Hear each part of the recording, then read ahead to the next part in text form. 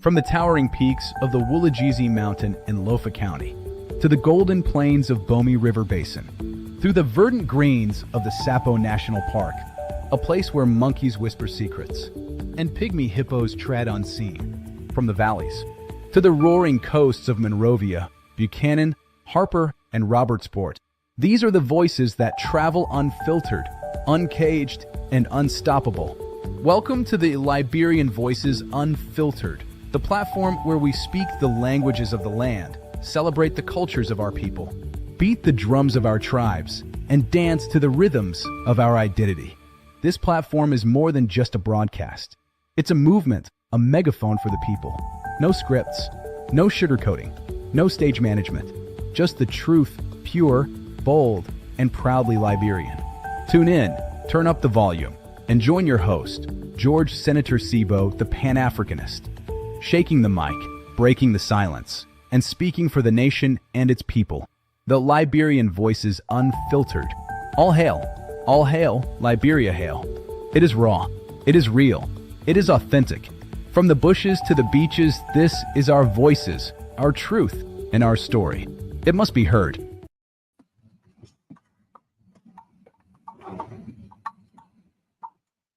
Yeah, you're tuned into the heartbeat of Mama Liberia, where truth meets the people and every voice is heard. This is Liberian Voices Unfiltered. Oh, we're speaking truth tonight. Liberia, let your voices rise. From the streets of Monrovia to the hills of Nimba, we're bringing light where the truth's been hindered. Politics and power, let's break it down. We talk the real, no mask, no crown. Economy shaking, but we still stand tall. Business and trade, we can uplift all. From the youth to the elders, we all gotta say. Unfiltered voices paving the way. Liberian Voices Unfiltered. Yeah, we tell you how it is, no filter. Liberian Voices Unfiltered. The people's mic, the nation's mirror. From Buchanan to Bong, from Lofa to Cape Town, we talk the truth that really counts. Liberian Voices Unfiltered.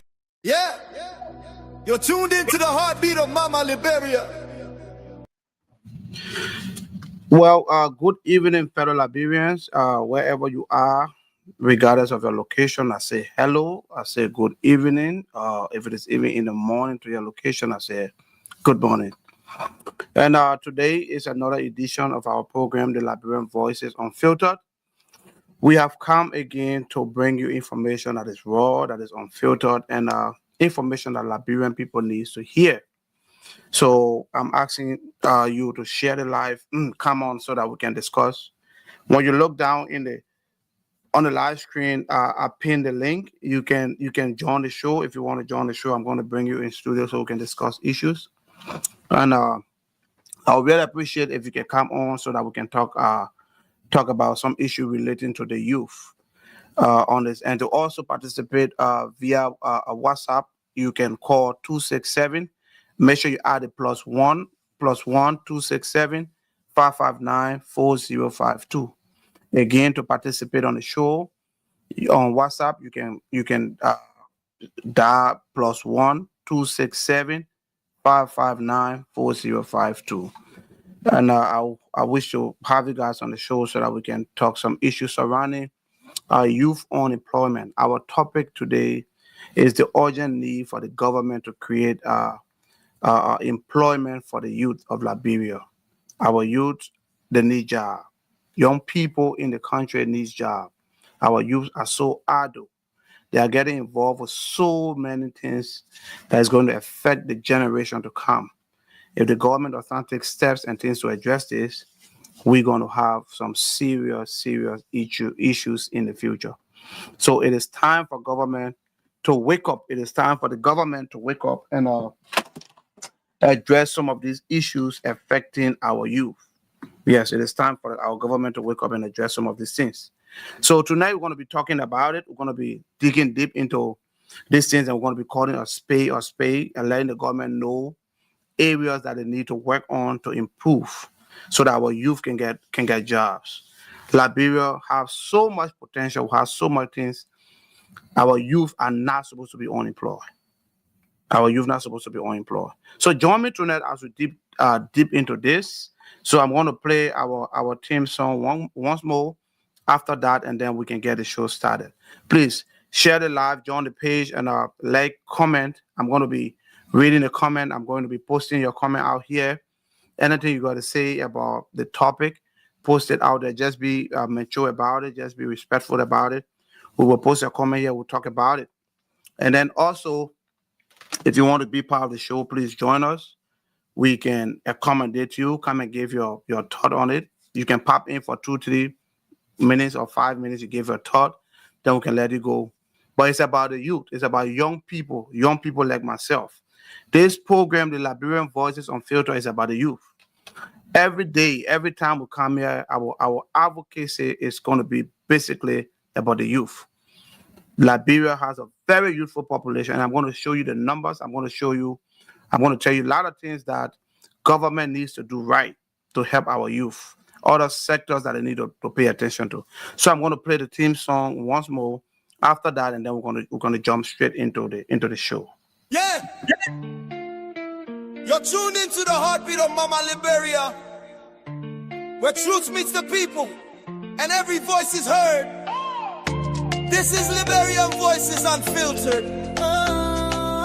We're speaking truth tonight. Liberia, let your voices rise. From the streets of Monrovia to the hills of Nimba, we're bringing light where the truth's been hindered. Politics and power, let's break it down. We talk the real, no mask, no crown. Economy shaking, but we still stand tall. Business and trade, we can uplift all. From the youth to the elders, we all gotta say, unfiltered voices paving the way. Liberian Voices Unfiltered. Yeah, we tell it how it is, no filter. Liberian Voices Unfiltered. The people's mic, the nation's mirror. From Buchanan to Bong, from Lofa to Cape Mount, we talk the truth that really counts. Liberian Voices Unfiltered. Your story, your power, your sound. Yeah. Healthcare, education, yeah. You're tuned into the heartbeat of Mama Liberia, where truth meets the people. So, fellow Liberians, again, I want to say welcome to our show. As you guys are aware, before we always start our show, we usually start with something called food for thought. We always have our food for thought, which is a wise saying or a wise statement. So, and the food for thought is usually tailored towards our discussion. The topic on the discussion, the food for thought is going to be directed towards that topic. So our food for thought for today's show is this. So it says, a nation that refuses to employ its youth in it is a nation. I take it again. A nation that refuses to employ its youth is a nation actively preparing its own downfall. So if a nation that is refusing to employ its youth is a nation that is actively preparing a downfall. Liberia has one of the most youthful population in the world, especially in Africa. And we have our government are not doing much to employ and empower the youth. So as the saying goes, a nation that refuses to employ youth is a nation actively preparing its own downfall. So that is our food for thought before we delve into our main discussion for the night. So, fellow Liberians at home and in the diaspora, welcome to another powerful edition of the Liberian Voices Unfiltered, the platform where we speak the truth boldly, honestly, and without fear or favor. Tonight, we confront one of the most pressing and unavoidable realities of our nation, a reality that affects every community, every household, every family, and every future generation. Today, we'll be discussing the responsibility and the urgent need for the government of Liberia to create employment opportunities for the youth. That is what our topic is going to be focused on. As we all know, Liberia is a youthful nation, not just in population, but in talent and creativity. According to our 2022 National Population and Housing Census, over 74% of Liberian population is below the age of 35. The youth age group between 15 to 35 alone account for 41% of the country. So between the age of 51 to 35, it accounts for 74% of the total population of the country. So our country is a very, very youthful country. This means that Liberia is a youthful country, of course. Our young people are supposed to be our greatest future asset. But this can only become a reality if our youth are in power today. Remember, if our youth are not in power now, they will become the nation's greatest challenge in the nearest future. As you all can bear me witness, Kuch, spark and dye, including other harmful and deadly substances, are destroying the future generation of our country. And if urgent and responsible steps are not taken by the government, the community leaders, the religious leaders, as well as civil society groups, a whole generation will be wasted and lost. Today, we will be breaking down what this means to all well-meaning and patriotic Liberians. Why does it matter that authority do something about this urgently? What resources Liberia already have to work with in fighting this pandemic? Those are some of the questions we're going to be addressing. Why is the government action urgently needed at this time in addressing some of these issues? How is the youth employment tied to today's drug crisis, rising crimes, and national instability?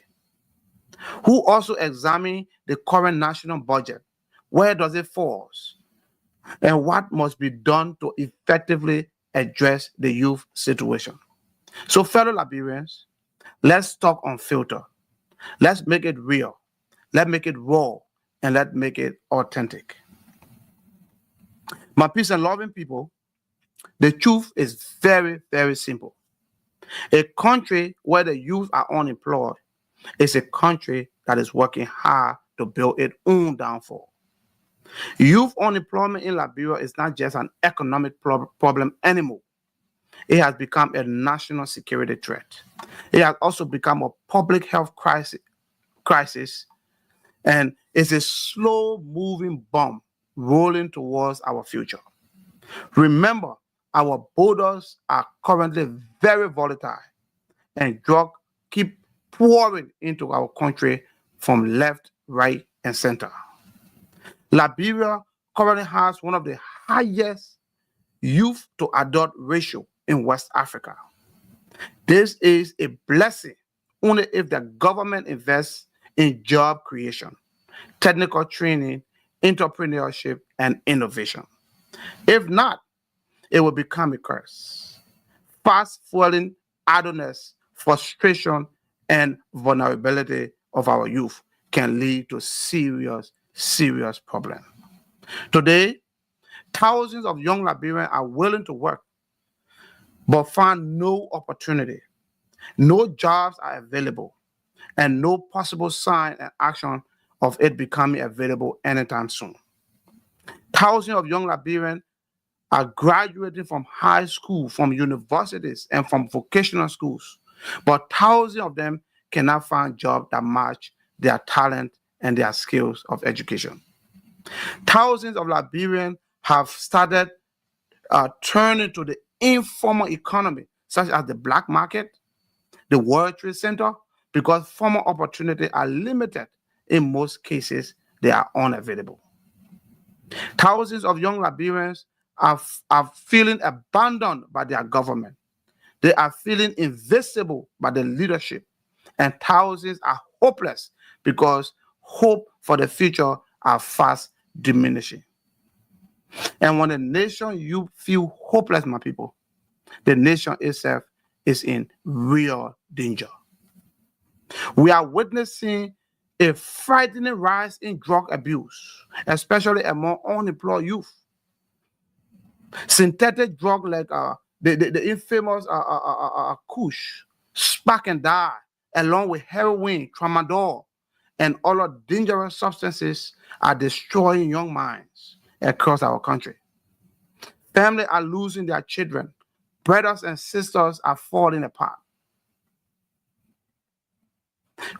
Communities are completely overwhelmed with drug crisis, with criminal activities. Our streets are becoming very, very unsafe. The nation is losing its future generation.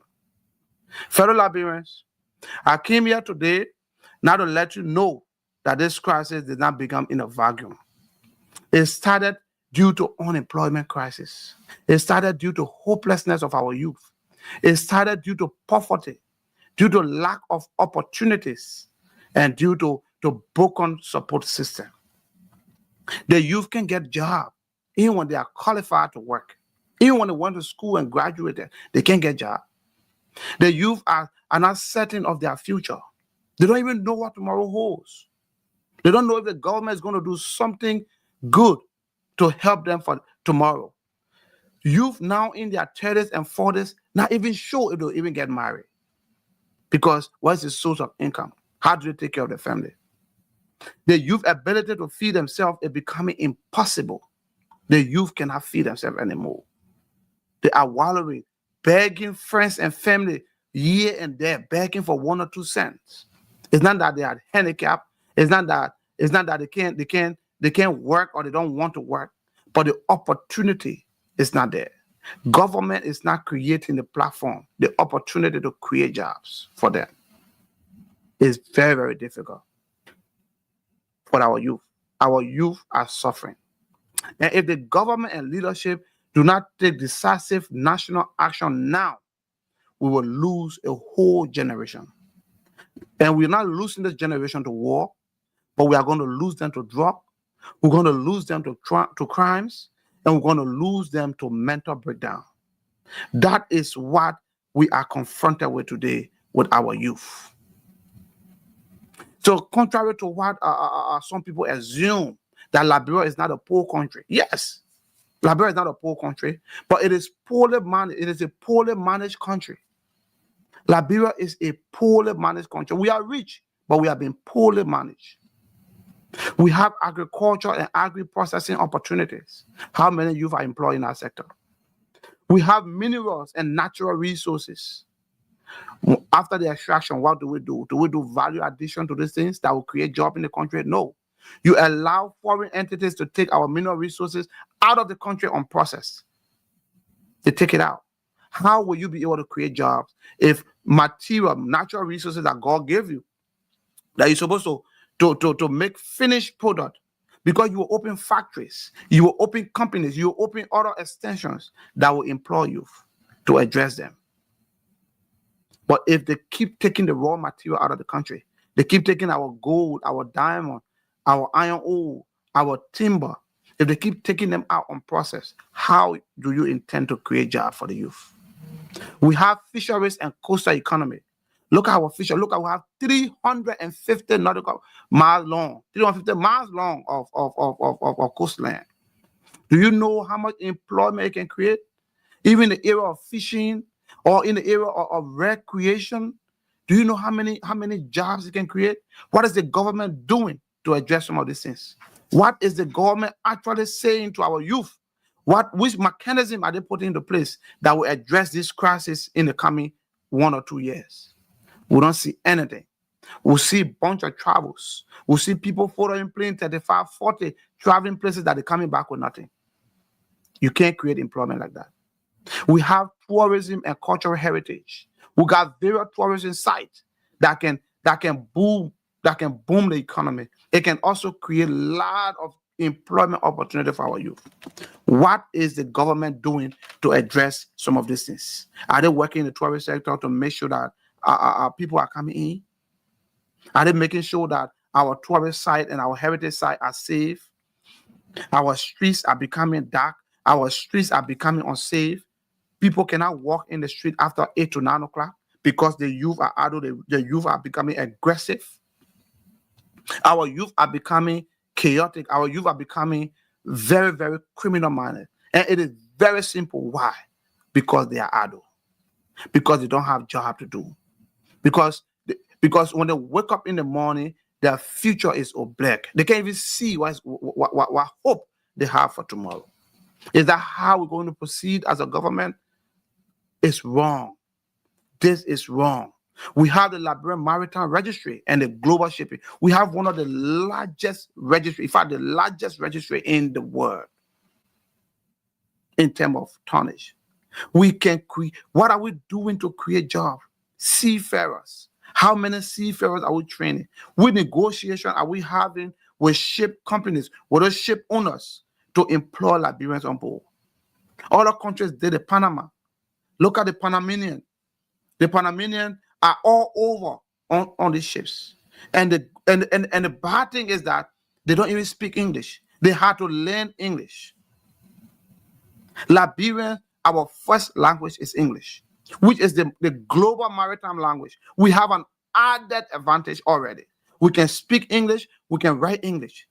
It will take us nothing to work on board the ships. We don't have to go learn any more English.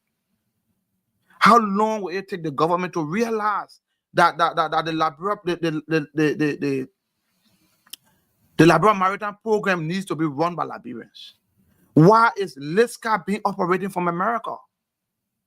Why will you take our national treasure from the country? Okay, let's assume that it was because of war. The war is over.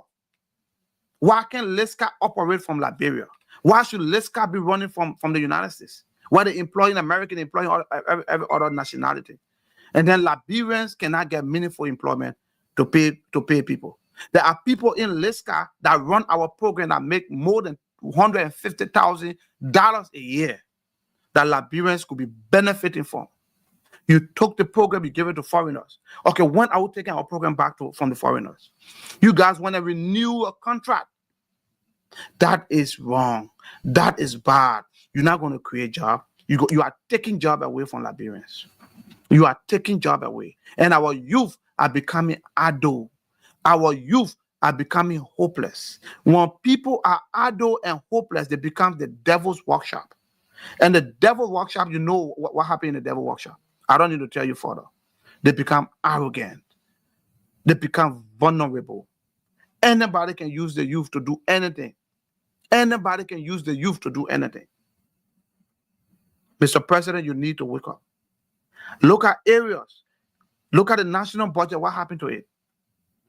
What have we done to help improve our youth? Our young human capital they are hungry. They are ready and eager to work. But what have the government done and the leadership done to create jobs and employment opportunity for the youth?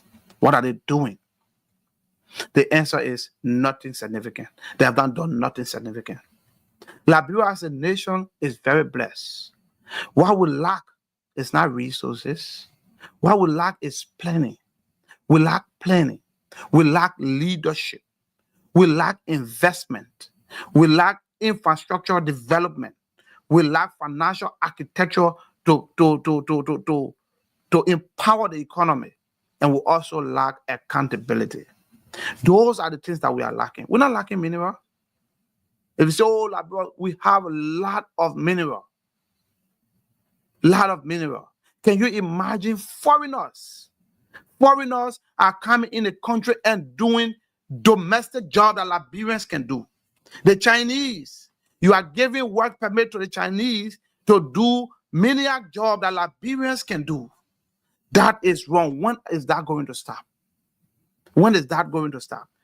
Our Ministry of Labor is supposed to be there to protect the interests of Liberia. Instead, they are protecting the interests of foreigners.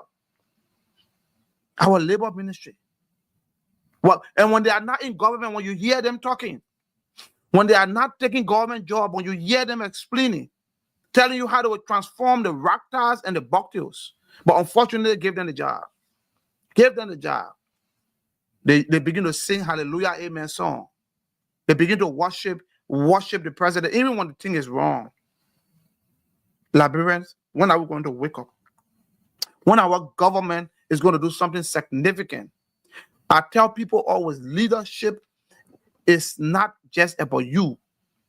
It's about what people will do or what people will see if you leave. Your legacy, what they will see. So if this government is serious, if this leadership really mean business to address the youth unemployment epidemic in the country, they can use other sectors like I mentioned. There are so many sectors like I just talked about. Agriculture and agro-processing. This sector alone can create tens and tens of thousands of jobs for young Liberians.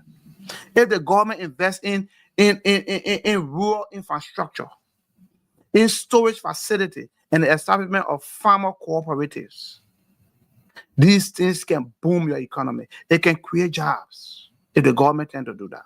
Let us look at the area of construction and infrastructure, road building, housing project, sanitation, water and public facility. They don't only just create jobs. In as much as they create a lot of jobs, but not only jobs they can create, they can also be used to improve skills and foster trade and commerce. The government must incorporate youth apprenticeship in all public contracts. All of the public contract, if you are signing public concession, incorporate youth apprenticeship. There must be a program in it that the youth must go and work. Other countries have done that and it succeeded. Liberia is an exception to success. Then look at the area of RTC and digital skill. Today, world is pure digital. Everybody going digital. As you can see, I'm digitally being viewed. I'm speaking to you digitally, sitting from right in my living room, from the comfort of my house. I'm addressing you. That's what the digital system brings about. Today, like I said, the world is digital. Youth can work for global companies from right in Liberia. You can stay in Liberia and work for other companies. From the comfort of their home, they can do that. The government just need to provide the rightful training. They also need to provide cheap internet, and they also need to do connection and create partnership with other entities. You need to prepare your youth. Create programs, training programs that will help the youth. It's not just going to classroom and learning about John Kesser and learning about murder in the cassava patch. Even though those things have done nothing for us, but we still have it in our curriculum today. There is a need to revive our education curriculum. Go back in it. Include vocational skills within the curriculum. Include day-to-day activities within the curriculum, IT skills, health practices. Include them in our curriculum so that our youth, when they graduate, they can be able to do something. You're learning way back about murder in cassava patch. How does that help Liberia anymore? How does that help us? How does that help us? Look at the area of tourism and hospitality, like I said. Look at our beaches. Look at our beaches. Look at the coastal cities. Historical landmark. We have a lot of historical. These are job magnets waiting to be developed. Those are magnets of job. Those are sectors that can pull jobs in the country like magnet. Look at other countries, the Bahamas. Look at other countries. People go there for tourism. Liberia will have this thing natural, completely natural. But what is the government doing to make those sectors vibrant, to make it work? What is the government doing? Taking all the money and putting it in the budget and using it on yourself, allocating 3-point-something million to the vice president, allocating this 2-point-something million to the deputy speaker. Why? Where are they going at the new other money when the youth are unemployed? The president allocating all the money there for the president. The pro tempore, all those money. Where are the youth in this whole budgeting? When are we going to capture the youth in our program? When are we going to do that?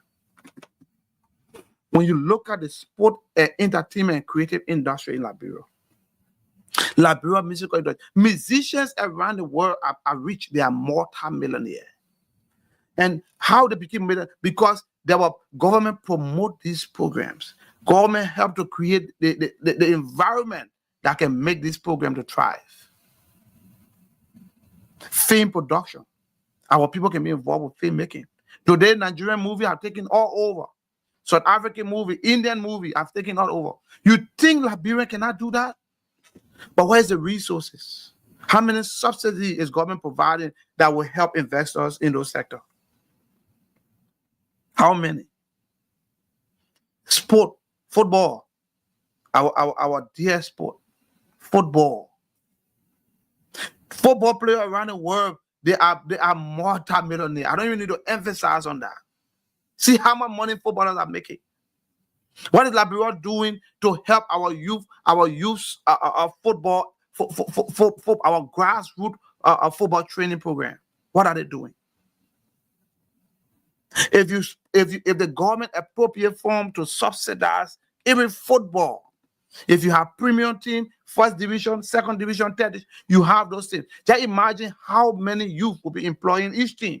Then you go back to basketball, local basketball, premium, first division, second. See how many youth you cover there. Then you go to volleyball. Look at all these international sports that people can participate in them in the Olympics. Government can appropriate fundings for these various things that will keep the youth busy. Before, when we were coming up, football was a grown-up boy thing. Yeah, oh yeah, you go play football, the old man come out, they will spank you. In fact, you're not even eating. But today, people carrying pregnancy and naming the babies in the unborn babies footballer name because they know football is a money-making thing.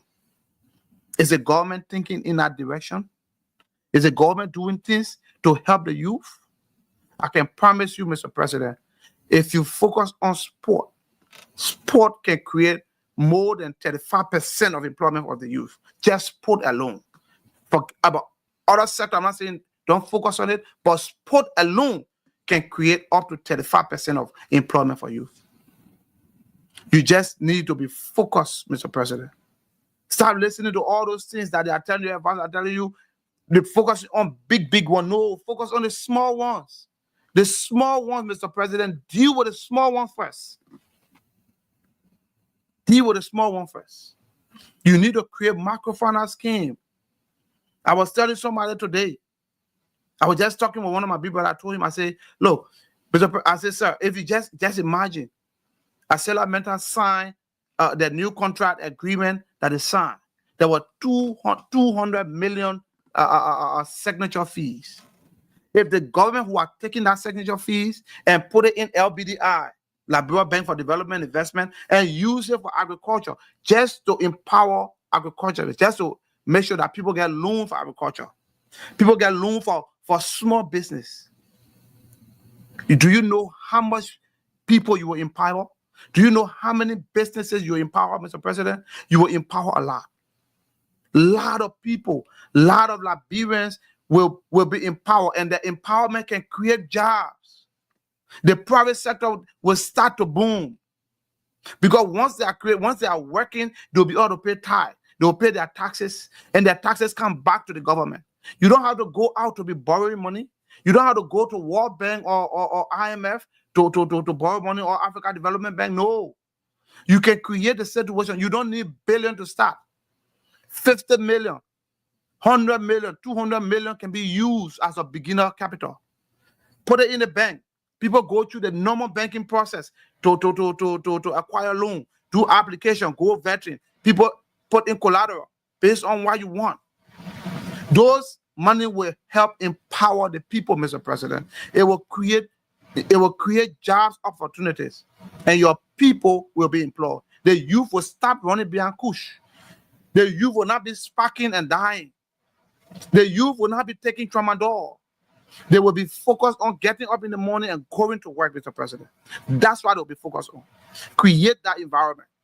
Don't say, oh, the place is peaceful, people need to go do business. How do they generate the capital? Look at the United States where we are. Funds are available in the banks. If I need loan today, 50,000 loan, I go to the bank, I will get the loan. What are we waiting for? We don't need billion to do that.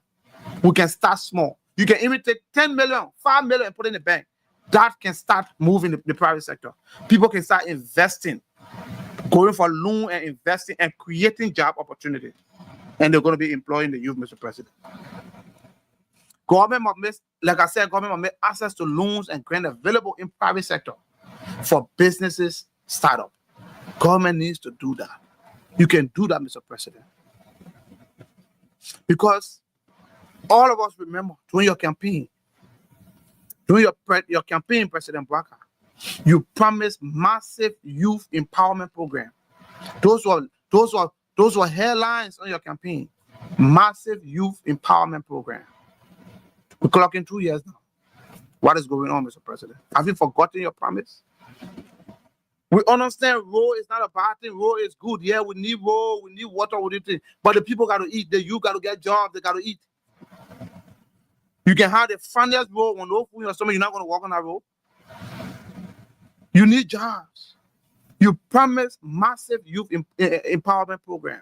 You promised job creation initiatives. Those are part of your campaign promises, Mr. President. You promised us job creation. You promised TVET program. You said the TVET program is going to be robust. What is happening today? Our technical and vocational program, what is happening? You promised entrepreneurship and small business support. What's happening?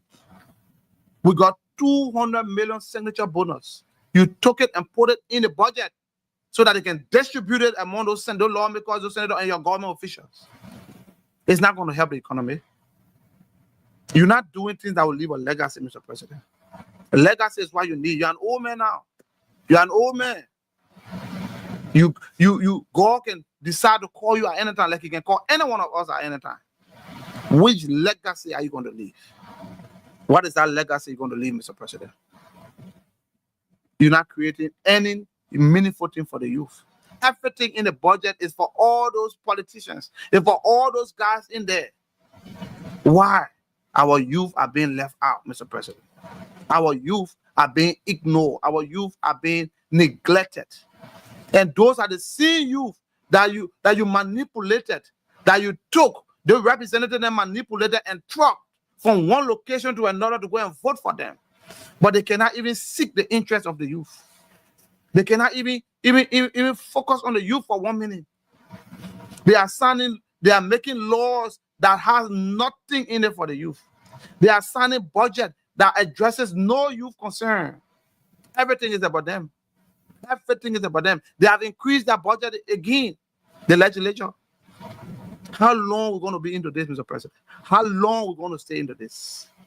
Your youth are idle. Your youth are hopeless. Your youth needs direction. They need direction, Mr. President. They need direction. And these are some of the bold commitments, but the youth are still waiting for full implementation. Because all these things you promised them. You promised youth-centered governance approach. That one thing you said, your government going to have a youth-centered approach. How many actual youth are in your government? How many real young people between the age of 30 to 40 or 45 in your government? How many? You recycle all of your old friends, all of your old cohorts. You bring them back in government. You recycle them from one place and bring them back. How many years do you keep one person? Somebody that has served as senator for this, that has served as representative for, you bring them back in government? Is that the only people that got part to their heart are supposed to ball? Is that the only people that are supposed to buy land? Is that the only people that are supposed to build house, or the children supposed to attend better schools? Why about the other people? Why can you give the other people a chance to? So that other people can have, at least my family, I had a representative in my family. Why one people, you keep recycling one people. You keep recycling one people. Like I mentioned the other day, look at maritime. Look at the maritime sector. You recycle the old deputy commissioner. You kept all of them, Mr. President. You kept them. You only changed one person. And the one that you changed, your job you get in Liberia is not even more significant. Because maritime money is not in Liberia, it's in America. It's in Liska, it's here. Liska got the money. So if you change the deputy commissioner in Liberia there, you think you have done what Napoleon did not do, that's the wrong thing you have done. Those guys in America here that have spent 25 to 30 years on the job, you need to change them, Mr. President. They're not the only one that's supposed to make $25,000. They're not only the one that's supposed to make $15,000. All Liberians should make that money too. They're not the only Liberians that went to maritime school. No, there are more. Look at the deputy commissioner for finance, Reeves. That guy has been in the place for almost 25 to 30 years. Why are you keeping him there, Mr. President? Is he the only financier? Is he the only man that knows how to calculate money? Or is he the only man that knows how maritime is supposed to run? But then why you got all the professionals in Liberia wallowing around and don't have a job to do, Mr. President? Why are you keeping one people in one job over and over for how many years? Some of those people were there from Charles Taylor time. They came back there doing Ellen Johnson time. They came there, they will stay there doing President Weah time. Today, Mr. President, you still keeping them in that one job that they have been paid $15,000 to $20,000. Only them get part of their house. Other Liberians don't have part of their house that are supposed to eat. Other Liberians need to have a recognized job. We have maritime professionals, Liberian maritime professionals that have excelled in life. Some of them have served as a very high position in the IMO, to the International Maritime Organization. They can come back home and run our program. We can take our maritime program from LISCA and run it ourselves. Somebody say, okay, yeah, but it requires technical. Okay, yes. You can make this, create a situation where Liberians, maritime professional will work within LISCA. LISCA don't want to pay Liberians. They don't want to pay Liberians. If you watch my show, you will see when I talk about the LISCA situation. You saw, I show you my audio. I show you everything, how LISCA treated me. I show it to you, how much they were willing to pay me. How much LISCA were willing to pay. Even though I have all the qualifications that they need. Qualified and even the foreigners that are running our firm. And Mr. President, I will let you know today, maybe you don't know. Most of those senior officials in LISCA are Panamanian. They are from Panama. They are our rival. Panama is not an ally to us. In business, Panama is a rival. So if you take Panamanian and keep them there, the deputy for operation, all the guys, they are Panamanian. If you take them and keep them in our maritime program, why you think? Panama has one of the second largest registry right now. So Panamanian work there. Liberia has the largest registry. But we took Panamanian again and make them work in our registry. So what wrong with Liberians? Those that went to maritime school, what wrong with them? What wrong with them, Mr. President? Why can't they be given jobs? Why can't they be allowed to run our own program, Mr. President? So these are the promises you made. You promised youth, a massive youth empowerment program. You promised job creation activities, initiatives. You promised technical and vocational education training for the youth. During the campaign, you made the promises. You promised entrepreneurship and small business support. How many small businesses are getting support? How many small businesses, Mr. President, are getting support? What is the money you have in the bank that will help subsidize businesses, that will help create loan opportunity for businesses to strive? Zero. You employ people in government agencies. Look at the Corporate Development Authority, that's CDA, Corporate Development Authority. Let me speak about that small. Many of you have been following my posts. You know I'm into agriculture. I'm doing a mixed farming. I have a cocoa farm. We'll do a little bit of rubber. We'll do different cash crops mix. And some other farmers that are working closer to where I am. The people came up to me and asked me so that we can form a cooperative and work together. I said that would be a brilliant idea. Let us form the cooperative. But when they solve it, we check their land, we brought in the CDA people to check all the land, make sure that everything was right. Do all the survey, to have the measurement of everything. We did the application for cooperative development, so CDA. We did it, application, everything. We submitted all of the paperwork. They said the fees, we pay the fees that they pay the fees. But Mr. President, as I speak to you today, more than a year, we have never gotten those cooperative paperwork out. We have not gotten it. The paperwork is stuck within a cooperative development authority. It's stuck within there. How is that how you're going to run the government when certain area don't want to function? And people forgetting to know it's not every government entity that is a money generating entity. No. This is the dilemma that CDA is facing right now, the cooperative development authority. Right now, they are fighting hard so that they can be a money generating entity instead of being a supportive entity to farmers. How can you be encouraging farmers? How can you be encouraging farmers to form cooperative and you want them to pay you huge amount of money? According to them, the fees were $50 for application fee for cooperative establishment. We pay that money. Later, they will know that they came up now. They're even arguing on the fee should go to $150 to $200. You are encouraging people to form cooperatives and do work. Instead of you providing subsidies for them, instead of you providing agricultural material for them, you want them to give you all the money. You're talking about poor farmers that don't even have money to buy fertilizers. You are talking about farmers that don't even have money to buy seed for their crops, for their plants. But you want them to take $150. That is almost 2 years of their proceeds that they will sell and give it to you to register a cooperative. Does that make sense? A government that wants agriculture, that pass agriculture in the arrest agenda, number one, agriculture. But you have supporting entity, Mr. President, like the Cooperative Development Authority. They are not supporting anyone. They are not doing anything. Our applications are stuck in there. No one can get it out. They have not denied the application. They have not approved the application. Our applications are in there. More than a year, we can get here, we can get it. I have called to that place. I have sent people to that place many times. Nothing who can come out. The last time when my brother went there, he said people were fighting over office. Who want a bigger office? When they move from that small office to the big one, they are fighting over office. Somebody want an office to be facing the street, while the other one. Look at the kind of unserious people that you put in government, Mr. President. But you have an arrest agenda. The agriculture is one of the major pillars. But you have agriculture supporting entities like the Cooperative Development Authority that is doing nothing to help the people move forward. That is shame. It is laughable. It is embarrassing, Mr. President. You need to move around your ministry. You need to have an oversight over this thing. You need to have an oversight. Your cooperative development are not doing nothing. And I'm going to send my brother there to go get my paperwork from there. Then they can't approve it. They can't deny it. I'm going to get my money that I pay there. I'm going to get all my application and take it from there. It doesn't make sense. You're encouraging people to do agriculture. Then you want people to pay you money.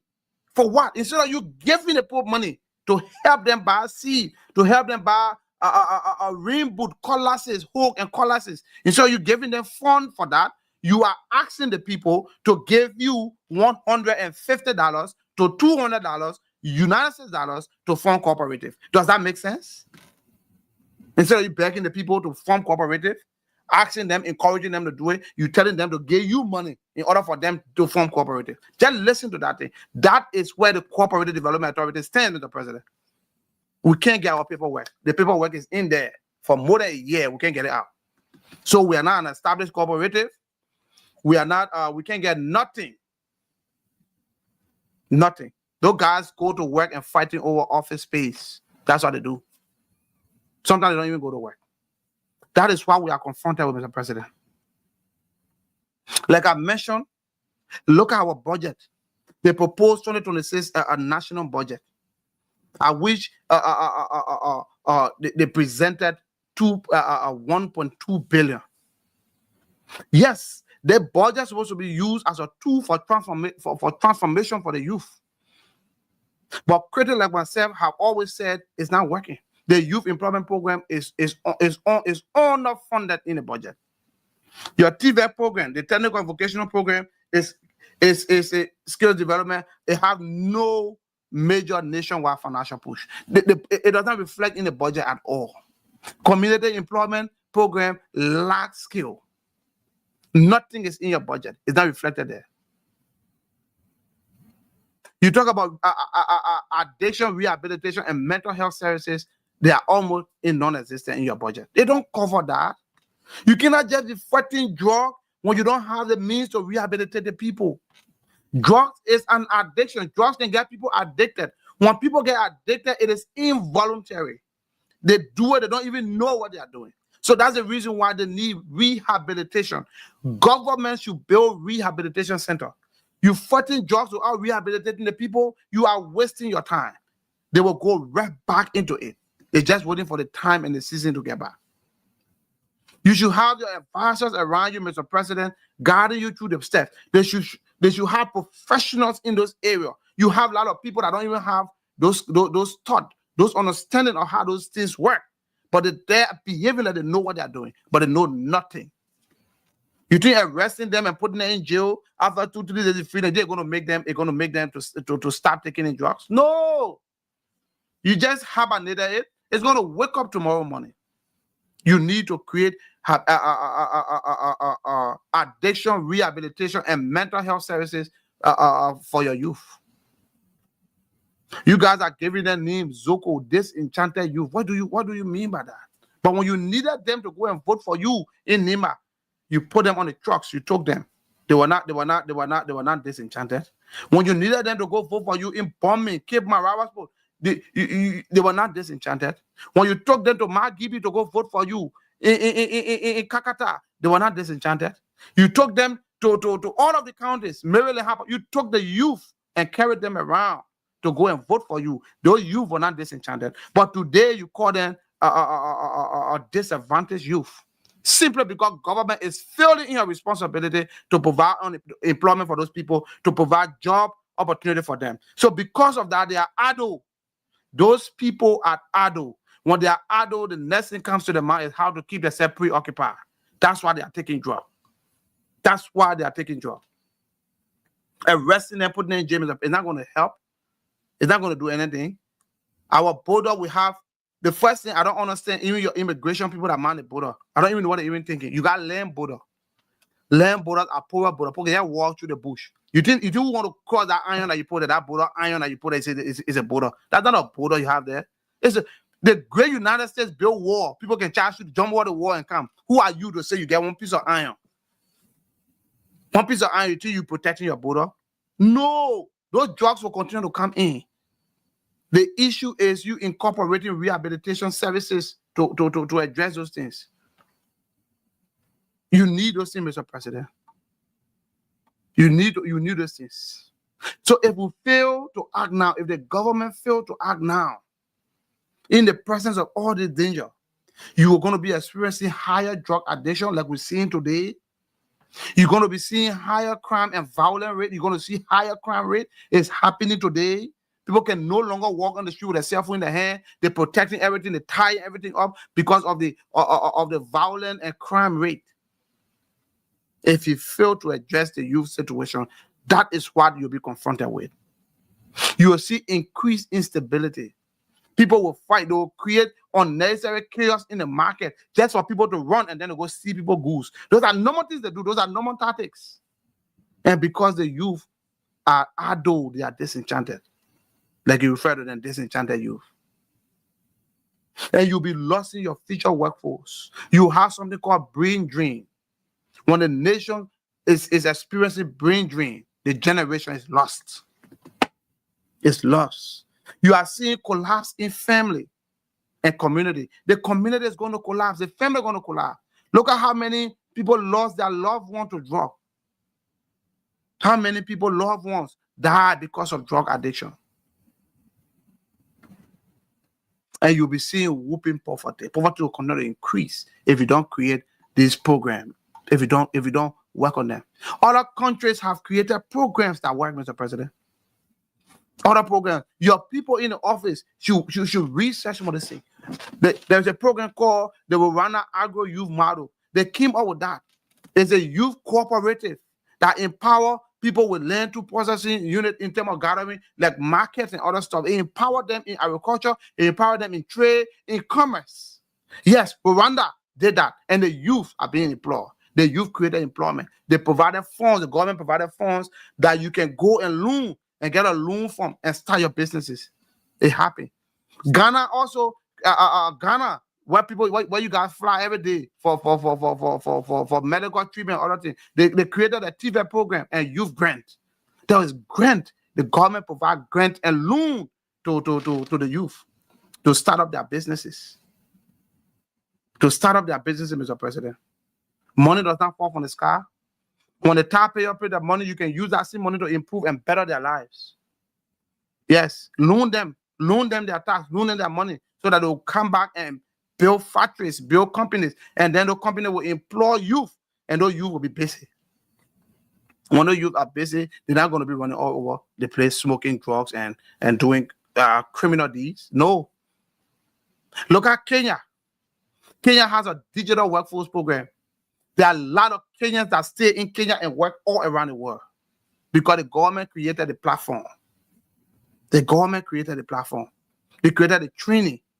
They created the opportunity. It's there. When you provide those things, when you revive the education curriculum, I don't even know what is going on with our Ministry of Education, sir. That's going to be one of our next topic. The Ministry of Education is going to be one of our next topic we're going to get on because I'm seeing nothing being done. I'm seeing nothing happening. Our Ministry of Education is one of the least functioning ministry in Liberia as I speak today. We're going to have a special topic for that. So, Mr. President, as you all know, fellow Liberians, I don't just come here to complain. I also provide recommendations. In all of my podcasts, I have always provided recommendations to the government. And today, again, I'm going to be providing recommendations. Mr. President, you need to establish the National Youth Employment Authority. And that authority will have a clear mandate. National Youth Employment Authority. That will be an autonomous agency that will be focused on youth employment, just youth employment. Because the Ministry of Youth and Sport is not working, it's not doing anything. Nothing is happening. Look at the money that was appropriated in the Ministry for the Ministry of Youth and Sport. How do you expect them to function? How do you expect them to function? If one senator, one lawmaker, one speaker, deputy speaker is earning more than what 5, 6, 7 hospitals need, that is hilarious. That is hilarious, Mr. President. So you need to establish a National Youth Employment Authority, or you need to re-energize the Ministry of Youth and Sport by creating appropriate fundings and appropriation for youth. You need to create youth quotas in public works and procurement contracts. Every international contract that has been signed, every public work agreement that has been signed, you must have a youth quota in it that will support youth employment, either through internship or through direct employment. The youth must be factored into any contract or concession agreement you sign. That is my second recommendation. My third recommendation is that you should launch a National Youth Enterprise Fund to support business ideas. National Youth Enterprise Fund. You launch that program. You can start with even as low as $2 million, as low as $3 million, as low as $5 million. You can start with that amount. Those funds, you will have access to the fund. They can start their businesses. They can start their farm, and they can get involved with other IT skills and other stuff. And those will be funds that they will pay back. They will get it through loan. You need to build a country TVEC hub. Let us have a technical and vocational hub program that will satisfy them to meet international standard. Wherein, when you have a technician from Liberia coming to America, he's 100% satisfied that he can come straight and work, and you don't need to go do another training. It should meet standard international requirements. That's another thing. That is my fourth recommendation, Mr. President. And then my fifth recommendation to you is to develop digital academic skills for global freelancing. Digital skills academics. We need that in our curriculum. We need that to be ongoing. Not every day we go in the classroom and learn about John Kissel. John Kissel played his part, but that was then. We're talking about today.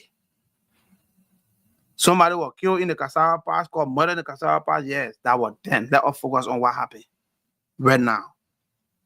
So those are recommendations, Mr. President, that I'm giving to you. And then another recommendation I'm going to provide again is to reform the job crisis response. You need to build rehabilitation plus job integration. You need to build rehabilitation centers to address the drug epidemic situation in Liberia, and you need to do job integration programs for the youth. You need to engage the diaspora in youth mentorship and investment. Mr. President, your administration is pushing the diaspora away. The diaspora is not really being captured. How would they really be happy to bring in their fundings and stuff? The diaspora is not capturing your government. And you talk about government of inclusion. Your government, you talk about bringing in people from all walks of life, other Liberians that want to contribute. But what happened? We didn't see that. You recycle old people. A lot of old people that have been in government before, you brought them back again. I don't understand. It's only in Liberia I have seen in my life, all the countries that I've been to, where you will have a former police director, after many years, you bring him right back and make him police director. Can you imagine that? Is he the only trained professional policeman?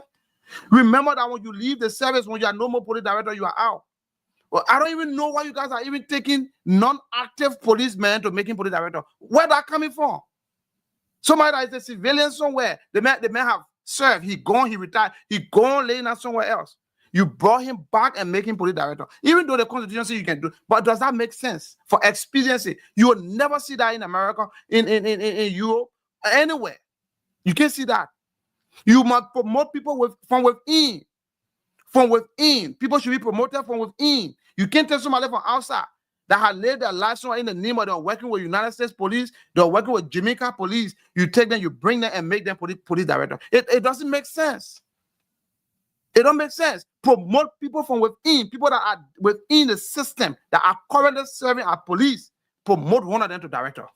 Promote one of them deputy director. That's how people grow in the system. Then people will understand that, yeah, you can stay in the system for that long and get to the top. And that's what the military does. That's what AFL is looking. You can't tell somebody from outside, you're going to manage that. No, the promotion should be from within. That's the way the police should be operated. The immigration should be operated. The customs should be operated. You can't have different standards for your security sector. No, the standards are different. You must have one qualified standard that meet international best practice. You got to do that, Mr. President. You can be taking police commissioner for us. I'm not a guy that have not been policeman for more than 10 years. Saying that to your house, you say you made police commissioner. No, you don't do that.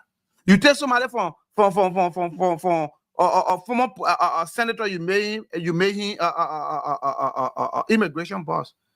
Can you imagine? So what about those that are currently in the immigration? Why you can't promote them and make them commissioner, Mr. President? I don't know why Liberia is always on the revise of our thinking. Promote from within. Promotion should come from within, Mr. President. That is one of my recommendations. And you need to increase the youth budget. Make sure that our budget, the budget allocation should be increased for the youth. Youth program in the budget should cover at least 15% of national spending. Should be on the youth. 15% of government spending should be spent on the youth, to be money allocated for youth employment, youth training, and youth development. 15% of the budget. Because you have 74% of your population are youth. If you have 24% that are youth, why can't you spend at least 15% of your budget on the youth? But people use the youth to get political offices. They use the youth. They run their campaign and do the one. By the end of the day, the youth become, you call them disenchanted. You call them less fortunate people, because you're not creating any situation for them to make them improve their lives. You're not doing that. And you need to focus on that, Mr. President. So those are my recommendations. Before I leave, recap this again, Mr. President, you can know. You need to create a national youth employment authority, or you can re-strengthen the Ministry of Youth and Sport. You need to create a youth quota in public works and procurement contracts.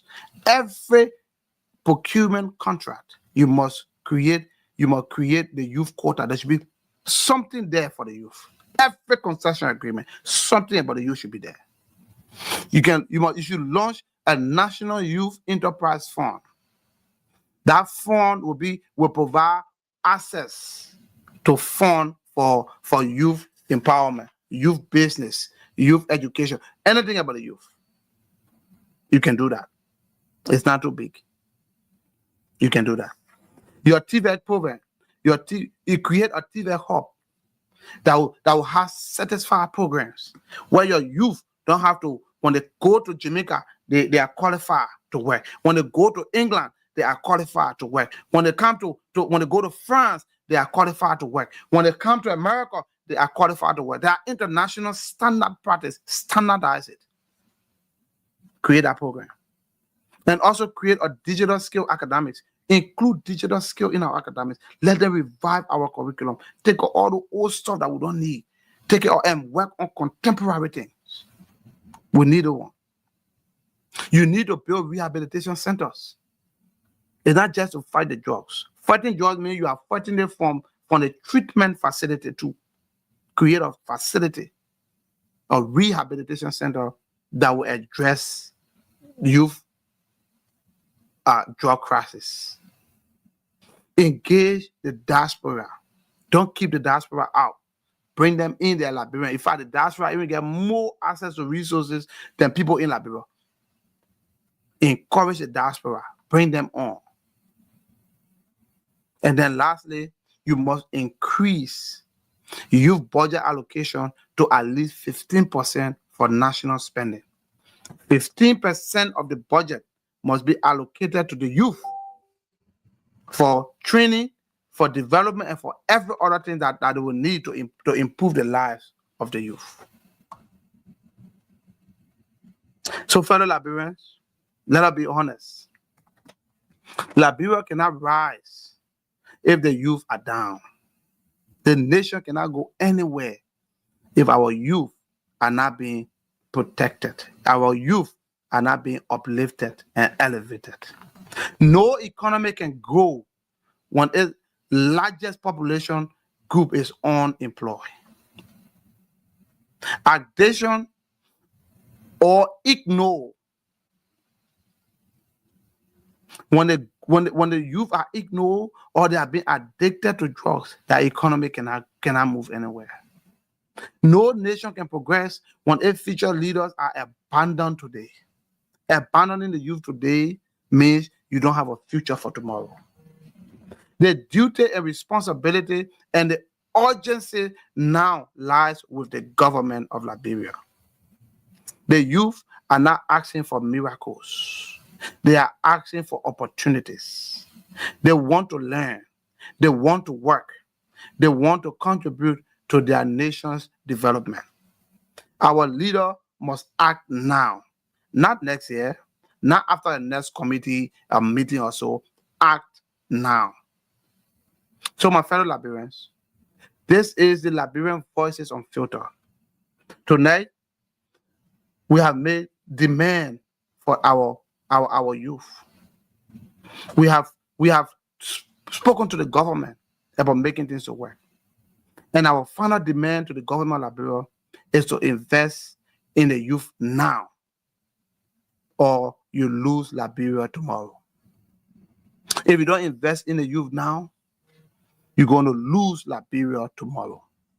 When the youth are not employed, they become the devil's workshop. Look at what's happening. For those of you that follow the news today, look at what happened in Guinea-Bissau. The military have taken over.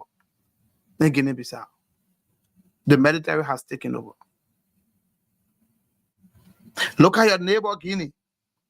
The military has taken over.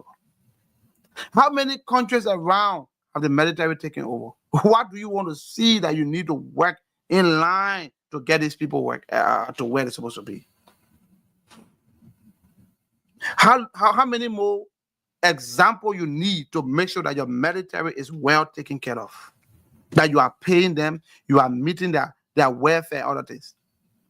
You will never hear anything about coup or something in America or Europe. Also. No, because their security sector is prioritized. In fact, they are considered first-class citizens.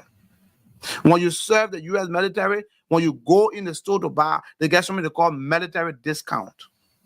They give you military discount because they appreciate your service. The government appreciates your service. The people appreciate your service. And they only do that because the government held them with high standard, pay them good money, put them in good facility to live, and provide them with better training. If you can't take care of the military, you can't take care of the security sector, you can't take care of the youth, what do you think you're heading to? You are heading to disaster. You are heading to a disaster, Mr. President.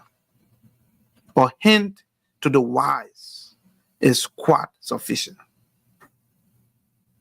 A hint to the wise is quite sufficient. Ladies and gentlemen, I say thank you, and I ask that you follow our Facebook page, Liberian Voices Unfiltered. Subscribe to our page, like our page, give a comment, give a review of the video. Let us know how we can improve. And keep on following us. We appreciate your time. We say thank you, and God bless you. Have a good night. From the towering peaks of the Woolajezi Mountain in Lofa County to the golden plains of Bomi River Basin, through the verdant greens of the Sapo National Park, a place where monkeys whisper secrets and pygmy hippos tread unseen, from the valleys to the roaring coasts of Monrovia, Buchanan, Harper, and Robertsport. These are the voices that travel unfiltered, uncaged, and unstoppable. Welcome to the Liberian Voices Unfiltered, the platform where we speak the languages of the land, celebrate the cultures of our people, beat the drums of our tribes, and dance to the rhythms of our identity. This platform is more than just a broadcast. It's a movement, a megaphone for the people. No scripts, no sugarcoating, no stage management, just the truth, pure, bold, and proudly Liberian.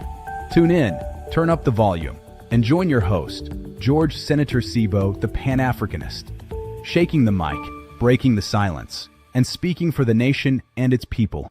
The Liberian Voices Unfiltered. All hail, Liberia hail. It is raw, it is real, it is authentic. From the bushes to the beaches, this is our voices, our truth, and our story. It must be heard. And every voice is heard. This is Liberian Voices Unfiltered. We're speaking truth tonight. Liberia, let your voices rise. From the streets of Monrovia to the hills of Nimba, we're bringing light where the truth's been hindered. Politics and power, let's break it down. We talk the real, no mask, no crown. Economy shaking, but we still stand tall. Business and trade, we can uplift all. From the youth to the elders, we all gotta say, unfiltered voices paving the way. Liberian Voices Unfiltered. Yeah, we tell it how it is, no filter. Liberian Voices Unfiltered. The people's mic, the nation's mirror. From Buchanan to Bong, from Lofa to Cape Mount, we talk the truth that really counts. Liberian Voices Unfiltered. Your story, your power, your sound. Healthcare, education, we... Yeah! All right, fellow Liberians, say thank you for joining us. Like our page, subscribe to our channels. Liberian Voices Unfiltered. Please inform your friends. We are still looking for panelists to join us if you wish to join us. On Saturday, we have a very, very interesting topic. Very, very interesting topic. We're talking about the roles of the religious institution in nation building. When you check my Facebook page, you see we already have the flyers out there. We're going to have some great panelists, some great people discussing the show. You don't want to miss Saturday. Saturday, same time at 7 p.m. Liberia time. Join our show. So until then, tomorrow I will come back to speak to you guys. Be blessed and be safe. Ciao.